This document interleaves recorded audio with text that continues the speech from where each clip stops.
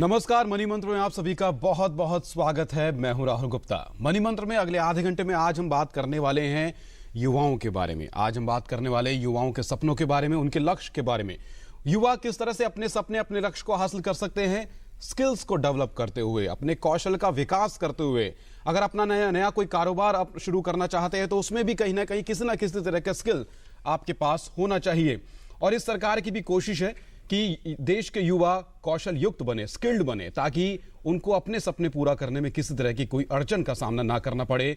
और इसी वजह से स्किल इंडिया नाम का कार्यक्रम भी सरकार द्वारा जोर शोर से चलाया जा रहा है। और अपनी योजनाओं में भी भारत में कौशल विकास के लिए तमाम बातों का ध्यान रखा जा रहा है। और इस बार बजट में भी इसका ख्याल रखा गया। अगर आप भी किसी खास स्किल को, किसी खास कौशल को हासिल करना चाहते हैं, लेकिन मन में कोई सवाल है, तो आप हमें फोन कर सकते हैं। आपने स्किल हासिल किया, उसके बाद उस स्किल का कैसे बेहतर इस्तेमाल करें, उसके लिए कुछ दिशा निर्देश चाहते हैं, तो आप हमें इस कार्यक्रम में सुबह 10 बजे तक फोन कर सकते हैं। हमारे फोन नंबर हैं 0112309765 और 0112309765। 10 बजे तक का लाइव कार्यक्रम है। इस लाइव कार्यक्रम में आप हमें ईमेल भी कर सकते हैं ddmoneymantra@gmail.com। लोकसभा में पेश देश के बजट में युवा वर्ग के लिए कई खास बातें हैं। 2015 में लॉन्च स्किल इंडिया मिशन के अंतर्गत युवाओं पर फोकस रखा गया है। साथ ही स्किल इंडिया का पैमाना बढ़ाया गया है। 600 से ज्यादा जिलों में होगा स्किल इंडिया का विस्तार। आइए नजर डालते हैं कुछ ऐसी खास बातों पर। क्या खास बातें हैं वो आपको बताते हैं। युवाओं में ऊर्जा भरने पर फोकस रहेगा ताकि विकास और रोजगार के मौकों का सही उपयोग किया जा सके। युवाओं को विदेशी भाषा सिखाई जाएगी ताकि वो देश के बाहर भी रोजगार हासिल कर सके। हर साल युवा कितना सीख पाते हैं, यह जानने के लिए सिस्टम लागू किया जाएगा। 4000 करोड़ रुपयों की संकल्प योजना शुरू की जाएगी। शिक्षा क्षेत्र में मौजूदा दौर के हिसाब से जरूरी बदलाव लाने पर सरकार ध्यान देगी। शिक्षा के क्षेत्र में 1.3 लाख करोड़ रुपयों का आवंटन प्रस्तावित है। सरकार विज्ञान शिक्षा पर विशेष ध्यान देगी। 350 ऑनलाइन कोर्स के लिए स्वयं नाम का डिजिटल चैनल लॉन्च किया जाएगा। शिक्षा के क्षेत्र में फोकस करने वालों को बढ़ावा दिया जाएगा।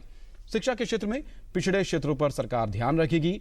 सीबीएसई नई परीक्षा नहीं लाएगी। आईआईटी और एनईटी जैसी परीक्षाओं के लिए नई बॉडी का गठन किया जाएगा। तो ये तमाम संकल्प है जिनको सामने रखा गया इस बार के बजट में, यानी युवाओं के स्किल पर सरकार का पूरा ध्यान है। और लगातार स्किल इंडिया कार्यक्रम को शुरू करने के बाद इस दिशा में लगातार सरकार आगे कदम उठा रही है। इस पूरे मुद्दे पर बातचीत करने के लिए खास मेहमान हमारे साथ स्टूडियो में मौजूद हैं। आर्थिक मामलों के जानकार और मैनेजिंग पार्टनर हैं प्राइमरो स्किल्स के जयंतो दास जी, बहुत बहुत स्वागत है आपका स्टूडियो में। Thank you. तो जयंतो दास जी से बातचीत का शुरू करेंगे। उससे पहले आपको याद दिला दें, जब भी आप हमें फोन कर रहे हो कृपया अपने टीवी की आवाज को बंद रखें और धारा प्रवाह एक ही साथ सवाल पूछें, तो उस सवाल को हमारे कार्यक्रम में शामिल करना हमारे लिए और आसान हो जाएगा। और जयंतो जी, किस तरह से आप देखते हैं सरकार लगातार स्किल को बढ़ाने के लिए फोकस कर रही है और इस बार बजट में खास ध्यान रखा गया, 600 से ज्यादा जिलों में अब स्किल इंडिया का और विस्तार किया जाएगा। देखिए राहुल, जिस तरह का बजटरी एलोकेशन हुआ है, अगर आंकड़े का बात करें, करीबन 17,000 करोड़ तो ओवरऑल स्किलिंग एंड ट्रेनिंग तमाम योजनाओं में, तमाम सिस्टम्स में लगाया गया है। और सबसे बड़ी बात है, मौजूदा सरकार ने एक अलग से स्किल मिनिस्ट्री, काफ़ी लोगों को पता होगा, स्किल मिनिस्ट्री अलग से गठन किए है। ताकि स्किल इंडिया मिशन जो आपने शुरुआत में कहा कि पूरा भारत में एक जो अलग से मुहिम लगाया गया स्किल इंडिया का, उसके ऊपर प्रॉपरली फोकस हो। और स्किल मिनिस्ट्री को अलग से 3,000 करोड़ का इस साल एक्स्ट्रा बजटरी एलोकेशन दिया गया है। इसके अलावा तमाम योजना जो चल रहा है ओवरऑल फोकस करके, टारगेट करके, हम लोग का देश में एक यूथ का जो स्ट्रेंथ है, लाखों यूथ्स है जो आज का तारीख में इस वक्त अपना शिक्षा पूरा करने वाले हैं, जॉब का उम्मीदवार होने वाले हैं, नया नौकरी का उम्मीदवार होने वाले हैं। तो ऐसा स्थिति में दो चीज़ ध्यान रखते हुए, एक तो प्रधानमंत्री का एक नारा है मेक इन इंडिया। तो मेक इन इंडिया अगर सक्सेसफुल हो, बहुत ज़रूरी है एक प्रॉपर ट्रेंड स्किल वर्कफोर्स हो मेक इन इंडिया को सपोर्ट करने के लिए। नहीं तो आप फैक्ट्रीज लगाने का बात कर रहे हैं, प्लांट्स तमाम जगह में लगाने का बात कर रहे हैं, सर्विस इंडस्ट्री क्रिएट करने का बात कर रहे हैं, साथ में स्किल्ड फोर्स जब तक नहीं रहेंगे, और हम लोग का जो एजुकेशन सिस्टम रहा काफ़ी सालों से, कहीं ना कहीं एक टेक्निकल जो कैपेबिलिटीज़ या क्वालिटीज़ जो है वो छूट गया कहीं ना कहीं। और ये ब्रिज करने के लिए हम मानते हैं कि ये स्किल इंडिया का जो अलग से मुहिम है, फोकस है, उसको पूरी तरह से सक्सेसफुल करने के लिए स्किल मिनिस्ट्री एक अलग से योजना, फोकस योजना, और जितना भी फ्लैगशिप स्कीम्स है केंद्र सरकार का, मैं मानता हूं कि स्किलिंग के ऊपर स्कीम्स काफ़ी हद तक देश के कोने कोने तक जा चुके हैं। इंटीग्रेट करके अगर देखा जाए तो काफ़ी हद तक बच्चे जो है आज का तारीख पे 16 से लेके 18, 20, 22 साल, 24 साल तक बच्चे जो उम्मीदवार है अपना नौकरी के लिए, उन लोगों के लिए पूरी तरह से तैयार करने के लिए स्किल्स का अलग अलग सब स्कीम्स होते हैं, अलग अलग क्षेत्र होता है, समय अलग अलग होता है स्किलिंग का, किस क्षेत्र में ट्रेनिंग लेना चाहता है। लेकिन मोटी तौर से सवाल यह है कि मेक इन इंडिया को सक्सेसफुल करने के लिए स्किल इंडिया सक्सेसफुल होना बहुत जरूरी है। ऐसे में युवाओं के मन में सवाल आता है कि ये जो स्किल इंडिया कार्यक्रम है जिसके तहत देश में युवाओं को कौशल दिया जा रहा है, इसलिए क्या किसी खास शैक्षणिक योग्यता होने की जरूरत है कि आपको कोई खास डिग्री आपके पास हो तभी आप इस कार्यक्रम में आगे बढ़ सकते हैं या बिना शिक्षा के भी आप आगे बढ़ सकते हैं? सबसे अच्छी बात यह है कि ऐसे काफी स्कीम्स है, जैसे प्रधानमंत्री कौशल विकास योजना है, इसके अलावा दीनदयाल उपाध्याय स्कीम है। ये सब स्कीम्स में जॉब रोल्स, कुछ कुछ जॉब रोल्स में ये कहा जा रहा है कि आप छठी पास तक भी हो, आप स्कूल ड्रॉप आउट हो, बल्कि मंत्रालय का ये कोशिश किया जा रहा है कि सिर्फ टारगेट ना करे ग्रेजुएट्स को, सिर्फ टारगेट ना करे क्लास 12 पास आउट्स को, तमाम जो बच्चे स्कूल अपना पूरा नहीं कर पाए उनके लिए भी जॉब रोल्स है। और प्रधानमंत्री कौशल विकास योजना का दौर आप उनका वेबसाइट में अगर आप जाएंगे तो ये जॉब रोल सारे एनलिस्टेड है और वहां पे आपको पता चलेगा कोई कोई 5वीं पास, 8वीं पास, 10वीं पास बच्चे भी जो आगे शायद अपना किसी भी वजह से अपना स्कूल पूरा नहीं कर पाए, वो सारे बच्चे ये स्कीम्स में योगदान कर सकते हैं। सरकार द्वारा उनका जो फीस है वो पूरा कर दिया जाएगा और साथ में स्कीम जब पूरा हो जाएंगे सर्टिफिकेशन के बाद, जिस ट्रेनिंग कंपनी का द्वारा वो लोग स्कीम्स फायदा उठाने की कोशिश कर रहे हैं, वो ट्रेनिंग कंपनीज उनको जॉब दिलाने का असिस्टेंस भी करेंगे। अब किस तरह से इस योजना को समझा जाए, क्योंकि स्किल इंडिया लॉन्च हुए 2015 में लॉन्च हुई थी और उसके बाद सरकार लगातार इसमें सुधार कर रही है और इसके आयाम जोड़ रही है। किस तरह से युवाओं तक इस योजना को पहुंचाया जा रहा है, इसका इम्प्लीमेंटेशन क्या है? अगर इस योजना के तहत कोई स्किल्स हासिल करना चाहता है तो कहां संपर्क कर सकता है? बिल्कुल, बहुत अच्छा सवाल है। सबसे पहले तो ये बताना जरूरी है कि आज तक स्किल इंडिया मिशन का दौरान एक ओवरऑल 75 लाख बच्चे, यूथ जो है, बच्चे कहना उनको गलत होगा, युवा जो यूथ है उनका ट्रेनिंग अकम्प्लिश ऑलरेडी हो चुके हैं। इसके अलावा तमाम हेल्पलाइंस है, आप वेबसाइट में जाइए, स्किल मिनिस्ट्री के वेबसाइट में जाइए, नेशनल स्किल्स डेवलपमेंट कॉर्पोरेशन का वेबसाइट में जाइए, और इसके अलावा सोशल मीडिया में भी तमाम हेल्पलाइंस का उपलब्ध किया जा रहा है, जहां पे आपको कॉल करके आप पूरा स्कीम्स का अलग अलग सुविधा जो है दिया जा रहा है, जो स्कीम्स के बारे में बताया जा रहा है। और सिर्फ वो नहीं, अगर आप वेबसाइट में जाएंगे, आप जिस डिस्ट्रिक्ट में बेस्ड है, आपका सबसे नजदीक का डिस्ट्रिक्ट में जो ट्रेनिंग सेंटर खुला हुआ है, जहाँ पे आप एक है ट्रेनिंग सेंटर, उससे ज्यादा है, बल्कि उससे ज्यादा है। देखिए, प्रधानमंत्री कौशल केंद्र जो है वो एक स्टैंड अलोन ओवरऑल फोकस करेगा यूथ के ऊपर। इसके अलावा तमाम ट्रेनिंग पार्टनर्स जो सरकार के साथ सहयोग के साथ ये स्कीम्स दोहरा रहा है, हर डिस्ट्रिक्ट में कहीं ना कहीं आपको मिल जाएगा कोई ना कोई ट्रेनिंग सेंटर। और आप जिस क्षेत्र में बोर्ड पे लिखा होगा प्रधानमंत्री कौशल विकास, बहुत अच्छा ब्रांडिंग है। ब्रांडिंग क्या है? बहुत अच्छा बोर्ड्स लगा हुआ है, प्रधानमंत्री कौशल विकास योजना का बोर्ड्स लगा हुआ है, स्कीम्स का बारे में लगा हुआ है। आप अपना पेपर्स देखिए, सरकार ने जो ट्रेनिंग पार्टनर्स है जो स्कीम को एग्जीक्यूट कर रहे हैं, उनको ऊपर एक कंपलसरी कर दिया गया कि प्रॉपर मार्केटिंग ब्रांडिंग आपको करना है, ताकि दूर दूर तक डिस्ट्रिक्ट है। देखिए, शहर में कोई भी खबर पहुंचाना बहुत आसान है, सवाल ये है कि आप नॉर्थ ईस्ट में चले जाए, अरुणाचल प्रदेश, मिजोरम, वहां पे कोने में बॉर्डर में जो डिस्ट्रिक्ट है या बॉर्डर में जो गांव है, वहां पे भी यूथ है, उनका भी एक एस्पिरेशन होता है कि मैं कुछ करूं, कुछ सीखूं। तो वहां तक खबर पहुंचाने के लिए भी सरकार ने ये कंपलसरी कर दिया कि आप एडवर्टीजमेंट्स दीजिए पेपर में, इस प्रोग्राम के बारे में बताइए। और इसके अलावा स्किल मिनिस्ट्री का भी एक पैरेलली एक कैंपेन चल रहा है, बहुत तगड़ा कैंपेन चल रहा है, सोशल मीडिया में चल रहा है, वेबसाइट पे, इंटरनेट का द्वारा चल रहा है, टीवी में है, आप देखेंगे सचिन तेंदुलकर को ब्रांड एम्बेसडर बना गया, एक यूथ आइकॉन खुद है सचिन तेंदुलकर। तो इस तरह का साथ में साथ एक मार्केटिंग सपोर्ट ह्यूज मिल रहा है, क्योंकि सबको पता होना चाहिए ये स्कीम्स का बारे में जो जो उपलब्ध है। और जैसे मैंने कहा, कोई भी डिस्ट्रिक्ट में आप जाए, almost all districts are covered unless those districts are really difficult. मतलब बहुत कॉलर जुड़ गए हैं, भुवनेश्वर से सतीश हमारे साथ है, बहुत बहुत स्वागत है सतीश जी, पूछिए सवाल। जी सतीश जी, आपको आवाज आ रही है तो सवाल पूछ सकते हैं आप। जी सवाल पूछिए संदीप जी। जी संदीप जी सवाल पूछिए। जैसे इस बार का बजट आप देख सकते हैं, इस बार का बजट में आप देख सकते हैं जैसे कि एसएमई जो स्मॉल एंड मीडियम एंटरप्राइजेस है। हेलो जी जी पूरा कीजिए सवाल। हेलो, हाँ मेरे आवाज आ रही है? बिल्कुल आ रही है, आप सवाल पूरा कीजिए। हाँ, जैसे मेरा सवाल है कि जैसे इस बार बजट का एसएमई जो स्मॉल एंड मीडियम एंटरप्राइजेस है उस सेक्टर के लिए ज्यादातर बजट एलोकेशन हुआ है। मैं ये सवाल पूछ रहा हूँ, जैसे कि नॉर्मल बीटेक ग्रेजुएट्स है, ओडिशा में बहुत सारे बीटेक ग्रेजुएट्स है इंजीनियरिंग बैकग्राउंड के, उनके लिए जॉब का कोई अपॉर्चुनिटी नहीं है। तो इस बार का बजट में कुछ ऐसे प्रावधान है या फ्यूचर में क्या होने वाला है, उसके लिए। जॉब क्रिएट हो सकती है अगर कोई उसमें से कोई अपना कारोबार शुरू करे। एक युवा कारोबार शुरू करता है तो कम से कम 5 या 10 युवाओं के लिए जॉब क्रिएट कर देता है। और ऐसे भी क्षेत्र में हम लोग 2 हफ्ता पहले भी डिस्कस किए थे। ये है कि आप एक तो जो स्किलिंग एंड ट्रेनिंग का जो कोर्सेज है सब में कंपलसरी 40 से 50 घंटा एंटरप्रेन्योरशिप डेवलपमेंट के ऊपर एक क्षेत्र रखा गया, सेक्शन एक रखा गया। तो एक अच्छी बात यह है कि कोशिश सिर्फ ये नहीं कि इन लोग को जॉब मिले, कोशिश ये भी है कि उनमें से कुछ ऐसे हुनर निकल जाए, वो अपना कारोबार एस्टैब्लिश करना चाहे तो गवर्नमेंट उसका भी सुविधा दिया जा रहा है, जहां पे कहा जा रहा है कि आप स्किलिंग के साथ साथ एंटरप्रेन्योरशिप डेवलपमेंट कोर्स। और सिर्फ वो नहीं, राहुल आपको जान के खुशी होंगे कि डिजिटल इंडिया का दौरान उसको भी एक नारा लगाया गया कि अभी डिजिटल इंडिया ओवरऑल एग्जीक्यूट जितना हम जल्दी करेंगे देश उतना आगे बढ़ेगा। तो डिजिटल इंडिया और ई पेमेंट्स इसका बारे में सीखने के लिए भी जो ट्रेनिंग कोर्सेज है वहां पे कंपलसरी एक छोटा सा सेक्शन डाला गया है, जहां पे आपको डिजिटल इंडिया के बारे में बताया जाएगा, सिखाया जाएगा, और ई पेमेंट्स किस तरह से आप और इजीली उसको एग्जीक्यूट कर सकते हो, यूज कर सकते हो, उसके बारे में भी सिखाया जाएगा।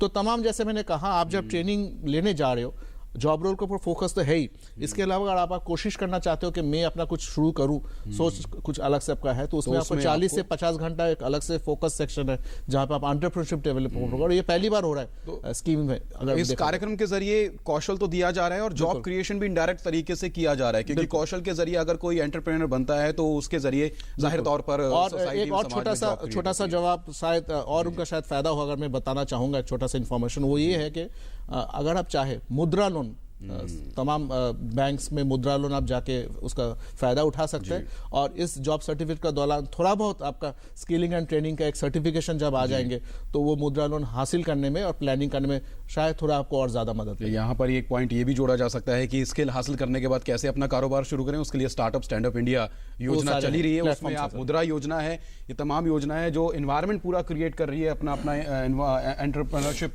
शुरू करने के लिए और अपना कारोबार शुरू करने के लिए। हाजीपुर से अनिल है, उनका भी फोन कॉल ले लेते हैं। अनिल जी, स्वागत है आपका, पूछिए सवाल। हाँ, नमस्कार सर। नमस्कार। नमस्कार। मैं पूछना है सर कि मेरी पत्नी है, कुछ सीखना चाह रही है कि कुछ सीख ले, तो क्या उम्र की कुछ सीमा है क्या इसमें? अच्छा, उम्र की कोई सीमा? उनका उम्र क्या है पहले ये बताएं। उम्र सर उनको 40+ हो है। अच्छा, देखिए, सीखने का कोई मतलब अंत तो उम्र कुछ है नहीं उस तरह का, लेकिन ये जरूर है कि जॉब ओरिएंटेड कोर्सेज 40 साल उम्र में सीखना थोड़ा बहुत मुश्किल होगा। लेकिन इसके अलावा आप कोशिश करें, जो तमाम स्कीम्स है वहाँ पे सेल्फ एम्प्लॉयमेंट जनरेट करने के लिए आप हैंडीक्राफ्ट्स का कोई स्कीम ले ले, कुछ ले ले, जहां पे आप कुछ बेसिक कुछ टूल्स एंड इक्विपमेंट सीख के उसके बाद किस तरह का एक कंपनी चला सके अपना, या सेल्फ एम्प्लॉयड अपना आपको करने के लिए 2-3 लोगों को साथ में गांव में लेके उस तरह का कुछ क्रिएट करने का अगर कोशिश करे तो वहां पे एंटरप्रेन्योरशिप का कोर्स होता है, उसका भी बेशक फायदा उठा सकते हैं अगर उनका पास कुछ ऑलरेडी गुण है। हम देखें गाँव में स्पेशली जो औरतें हैं उनका वीविंग का गुण होता है, कुछ ड्राइंग पेंटिंग का गुण होता है, कुछ स्कल्पचर्स लेकर गुण होता है, तो वो सारी चीजें आप हैंडीक्राफ्ट में जाके एक सेक्शन में वहां पे इसका स्केलिंग एंड ट्रेनिंग लेके, और जैसे मैंने कहा उनका जो उम्र है जॉब का ऊपर ना देख के अगर सेल्फ एंटरप्रेन्योरशिप पर फोकस करे, जहां पे एंटरप्रेन्योरशिप पे उनको सिखाया जाएगा बेसिक किस तरह से लोन लिया जाए, कैसे आप सेल्फ हेल्प ग्रुप क्रिएट करें, उसका फायदा आप बेशक उठा सकते हैं। प्रधानमंत्री भी अपने संबोधन में एक बार कह चुके हैं कि अपने आसपास की समस्याओं को देखें, अपने आसपास के क्षेत्र में समस्याएं देखें, उसी में आपको एक अपॉर्चुनिटी, उसमें मौका नजर आएगा। बिल्कुल। तो अगर आप नए तरह का स्किल सीखना चाह रहे हैं, किसी छोटे शहर में है, तो अपने आसपास देखिए कि कौन से स्किल आपके काम के हो सकते हैं, किस स्किल की, किस कौशल की वहां पर डिमांड है, जिसके जरिए आप अपना कारोबार आगे बढ़ा सकते हैं। इस बार के बजट में विदेशी भाषा को सिखाने के पर भी थोड़ा जोर दिया गया है। उससे जुड़ा एक प्राची अग्निहोत्री का ईमेल आया है कि वो छोटे सिटी से बिलोंग करती हैं और वो फॉरेन लैंग्वेज सीखना चाहती हैं, तो छोटे शहर में, छोटे कस्बों में किस तरह से पॉसिबल और इसकी अपॉर्चुनिटी क्या है? देखिए, इस बजट में करीबन 100 इंटरनेशनल स्किल सेंटर खोलने का बात किया जा रहा है, और तमाम जैसे हमने देखे हैं कि इंडिया से migration of workers middle east Asian countries में हो या यूरोपीय देशों में हो, और जहाँ पे प्रधान तौर से एक तो स्किलिंग का एक ज़रूरत है ही, और साथ में लोकल लैंग्वेज अगर उसका एक अलग से उनका ट्रेनिंग दिया जाए तो बहुत सुविधा होता है। और ये नहीं कि लैंग्वेज में बेसिक आप 300-400 वर्ड सीख ले और साथ में आगे बेसिक एग्जीक्यूशन करना, बेसिक कन्वर्सेशन करना अगर वो सीख ले तो उसमें काफ़ी फ़ायदा होता है। और इंडिया इंटरनेशनल स्किलिंग सेंटर्स के बारे में जो बात किया जा रहा है वो वही कि सिर्फ आपको जॉब रोल के ऊपर ट्रेनिंग नहीं देंगे, वो आपको भाषा के ऊपर भी अलग से एक फोकस करके सेक्शन डालेगा। और मैं मानता हूँ कि छोटे शहरों में और बड़े शहर में भी आजकल उतना आसानी से हर भाषा आप सीख नहीं पाते हो। अब 2-4 भाषा ऐसे है, जर्मन हो गया, फ्रेंच हो गया, आप कोई भी शहर में जाओगे सीखने को मिल जाएगा। चाइनीज सीखने के लोग आजकल काफी उत्सुक रहते हैं, जो लोग चाहते हैं चाइना में जाके कुछ काम करें। लेकिन अगर आप बी या सी कैटेगरी टाउन्स में चले जाए तो वहाँ पे ये सुविधा नहीं है। और ये इंटरनेशनल स्किल सेंटर्स के बारे में जो बात किया गया है वो उसी को फोकस कर रहे हैं। काफ़ी स्टेट्स ऐसे हैं जैसे तेलंगाना हो गया, साउथ में काफ़ी स्टेट्स हो गया जहाँ पे बहुत बड़ी तरह से युवा जो है वो बाहर जाना चाहते हैं, वो अलग से उम्मीद रखते हैं बाहर जाए। पंजाब हो गया जहाँ पे आपको पता है वेस्टर्न यूरोप हो गए, कनाडा को वहाँ तक जाते हैं, तो वहाँ पे फॉरेन लैंग्वेजेस का अगर एक अलग से कोर्स सरकार का तरफ से दिया जा रहा है क्योंकि वो सुविधा वो लोग उपलब्ध कर पाए। और जब देश से ये लोग जाएंगे नौकरी करने, सिर्फ अलग स्किल तो नहीं, साथ में एक फॉरेन साथ में एडिशनल स्किल है जो आपको फ्यूचर में आपके काम आ सकता है। खाली इसके बेसिस पे आप अगर बाहर जाके जॉब ढूंढते तो शायद मुश्किल होगा। एडिशनल्स के लिए आपके लिए काम लोकल भाषा का अगर आप जानकारी रहे तो हमेशा नौकरी में आपको फायदा रहेगा अगर आप विदेश जाने का कोशिश। जल्दी से ईमेल ले लेते हैं। अनमोल का ईमेल है, वो स्टूडेंट है और पार्ट टाइम अपने फैमिली बिजनेस को रन कर रहे हैं। अब वो प्रॉपर ऑर्गेनाइज्ड रिटेल चेन खोलना चाहते हैं, स्टोर खोलना चाहते हैं और मल्टीनेशनल कंपनीज के साथ कंपीट करना चाहते हैं। काफी बड़ा इनका सपना है, बहुत अच्छा सपना ये है। अभी स्टूडेंट है, शुरुआती इनकी एज है, तो कैसे आगे बढ़ सकते हैं? स्किल इंडिया इनको किस तरह से मदद कर सकती है? पहले तो आप एंटरप्रेन्योरशिप का कोर्स एक अच्छे से करें अगर आपका पास एंटरप्रेन्योरशिप कोर्स ना हो। दूसरी बात यह है कि रिटेल क्षेत्र में जॉब रोल्स काफी सारे हैं जहां पे आप जाके सीख सकते हो। करीबन 350-400 घंटा का कोर्सेज होते हैं। उस कोर्स को आप ज्वाइन करके रिटेल सेक्टर के बारे में सीखे, आप retail branding, retail distribution network, ये सब बारे में सीखे। उसके अलावा अगर आपको लोन भी लेना है, फिर बात दोबारा मैं कहूंगा मुद्रा लोन में आप जाके वापस जाके थोड़ा बहुत लोन ले सकते हैं। और अगर बड़ा स्केल में कुछ करना चाहते हो इसके बाद तो वो भी जाके बैंक्स का सहायता लेके, लेकिन बहुत जरूरी है खुद अगर आप करना चाहते हो तो एंटरप्रेन्योरशिप का कोई कोर्स क्या ये एमबीए की हम बात कर रहे हैं? एंटरप्रेन्योरशिप के जो कोर्स की आप बात करते हैं, क्या ये एमबीए के इक्विवेलेंट है या उससे कोई छोटा स्वरूप है उसका? कोई कोर्स छोटा है, एमबीए का 2 साल का कोर्स ज्यादातर उसमें होते हैं। ये जो एंटरप्रेन्योरशिप का कोर्स है सरकार का तरफ से एंटरप्रेन्योरशिप इंस्टीट्यूट्स काफी सारे हैं जहाँ पे कोर्स दिया जाता है और टिपिकली 15 दिन, 20 दिन, 1 महीना का कोर्सेज होते हैं। हाँ, जो खास करके जो लोग ऑलरेडी जॉब्स या कुछ कर रहे हैं, अपना बिजनेस वगैरह कर रहे हैं, उन लोग को अगर जानकारी हासिल करना हो। और इसके अलावा जो लोग ऐसे हैं थोड़ा बहुत हुनर उनमें है और छोटे तौर से अपना गांव में, कस्बे में या छोटे से शहर में जहां पे भी बसे हुए, वो चाहते हैं कि मैं अपना बिजनेस का मोटा मोटे जानकारी मेरे पास है लेकिन साथ में कुछ अलग से मेरा सर्टिफिकेशन हो जाए तो जहां पे मेरा बिजनेस में पकड़ और अच्छा हो जाए। तो ऐसे जो लोग हैं उनको जाके एंटरप्रेन्योरशिप कोर्स करना चाहिए। चीज अगर अच्छा लगे, प्रोफेशनल लर्निंग हमेशा आपको कुछ बिल्कुल सर्टिफिकेशन हो जाता है, चीज आपको अच्छा लगे, उसमें बिजनेस आप आगे और बढ़ाना चाहते हो तो कोर्सेज का कोई कमी नहीं है इस देश में। चलिए, एक कॉलर है राहुल केला से, काफी देर से इंतजार कर रहे हैं। प्रमोद जी माफी चाहेंगे, आपको काफी इंतजार करवाया, सवाल पूछिए।